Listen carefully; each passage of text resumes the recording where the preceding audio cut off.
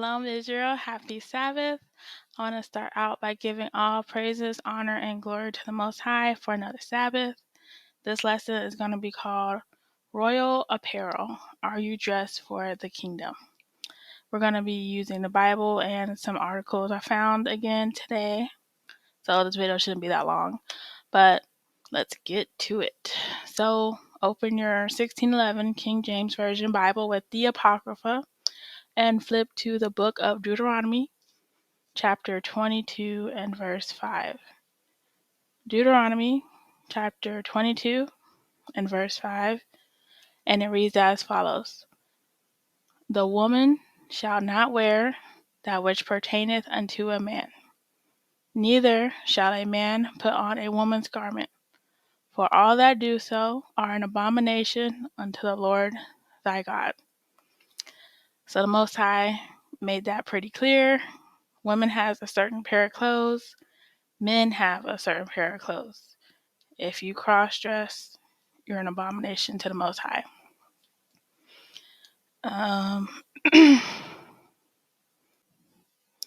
Okay, so the next verse we're going to go to is the book of Numbers, chapter 15, verses 38 through 41.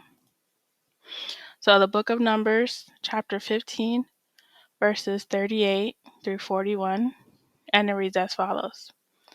Speak unto the children of Israel, and bid them that they make them fringes in the borders of their garments throughout their generations, and that they put upon the fringe of the borders a ribbon of blue.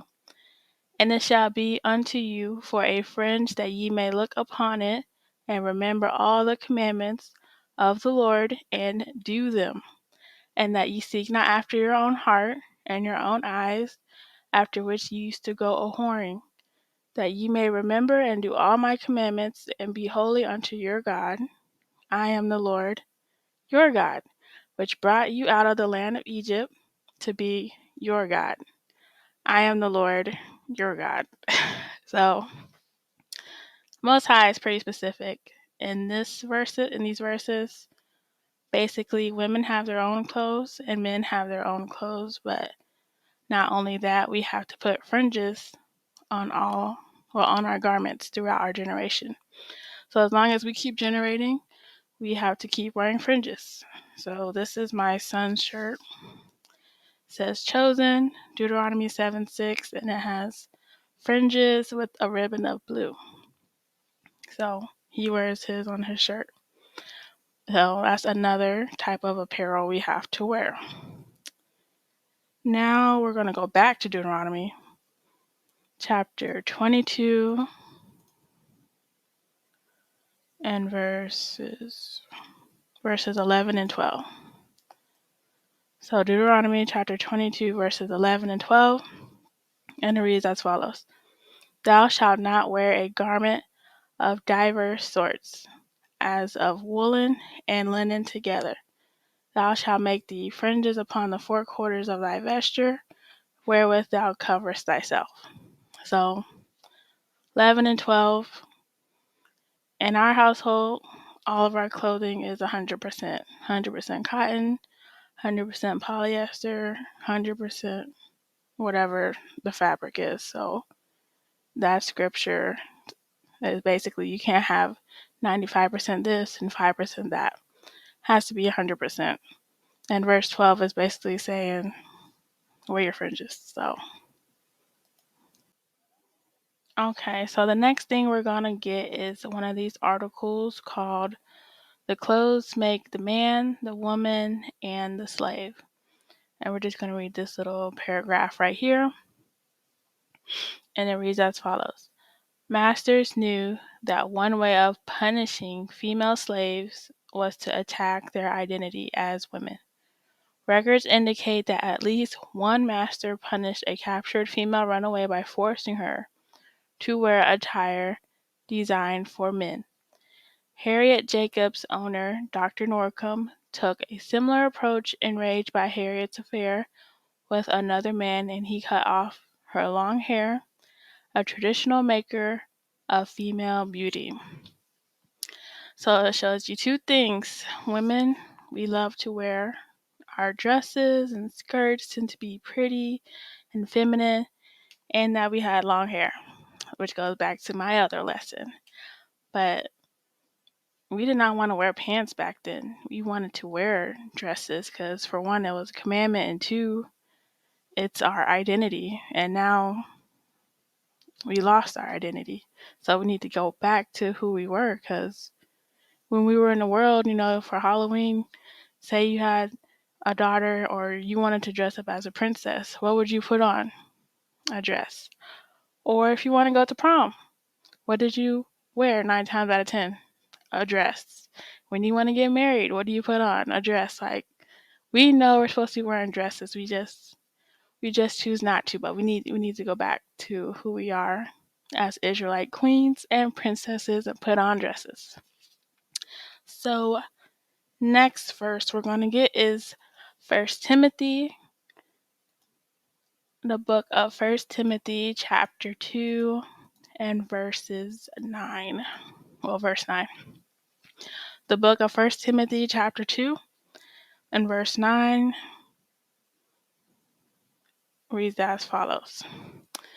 In like manner also that women adorn themselves in modest apparel, with shamefacedness and sobriety, not with broided hair, or gold, or pearls, or costly array, but which becometh women professing godliness with good works. So, Old Testament, New Testament, they both say the same things.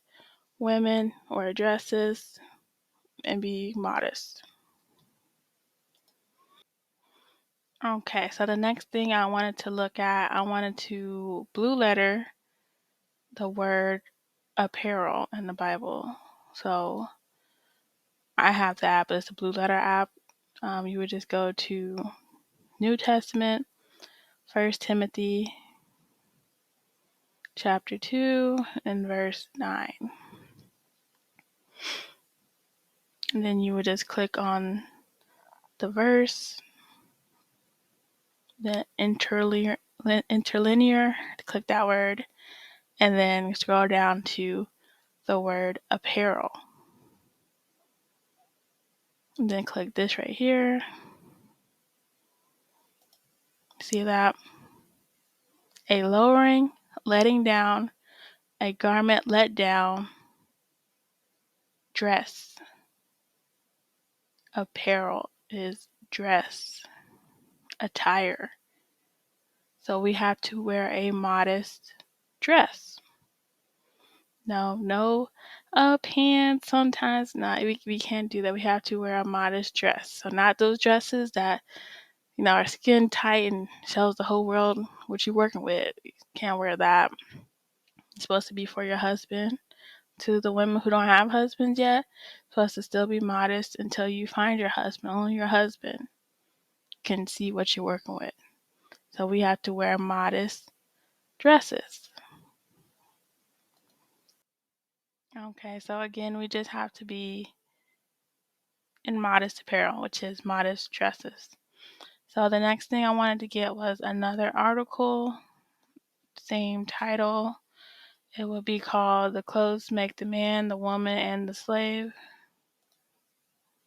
And it reads as follows. Adult male and female slaves usually dressed in clothing deemed gender appropriate by white society. Thus, men were given pants, women dresses.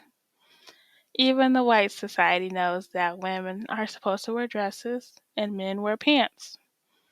Just wanted to pull that out, but then we're going to get the final. No, it's a lock, yeah. We're going to go to the Old Testament, the book of Zephaniah, chapter 1 and verse 8. Zephaniah, chapter 1 and verse 8, and it reads as follows. And it shall come to pass in the day of the Lord's sacrifice that I will punish the princes and the king's children and all such as are clothed with strange apparel. So if you're not wearing what the Most High assigned you to wear, it will be considered strange. So if you're outside with no fringes on, strange, you'll be punished. If a man is wearing a skirt, he will be punished. If a woman is wearing pants, she will be punished. And then the next verse I wanted to get would be Book of Revelation, last book, chapter 21 and verse 8. Revelation chapter 21 verse 8, and it reads as follows. But the fearful and unbelieving and the abominable and murderers and whoremongers and sorcerers and idolaters and all liars shall have their part in the lake which burneth with fire and brimstone, which is the second death.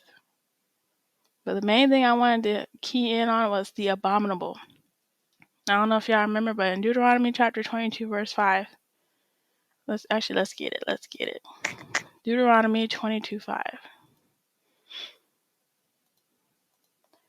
And it shows, the woman shall not wear which pertaineth unto a man, neither shall a man put on a woman's garment, for all that do so are an abomination unto the Lord thy God. So you're an abomination when you're cross-dressing. But what it says happens when you're an abomination. So what happens when you cross-dress? You will have your part in the lake of fire. So Most High takes this very serious. You put on pants, he won't see. You put pants under your skirt, he sees it all. He sees it all. So you'll have your part in the lake of fire if you continue to cross-dress. And I believe that's all the scriptures I had for you.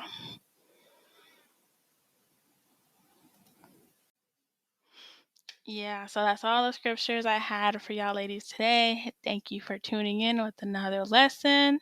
Hope y'all have a great Sabbath. Get plenty of rest. Get plenty of reading done. I love y'all. Happy Sabbath.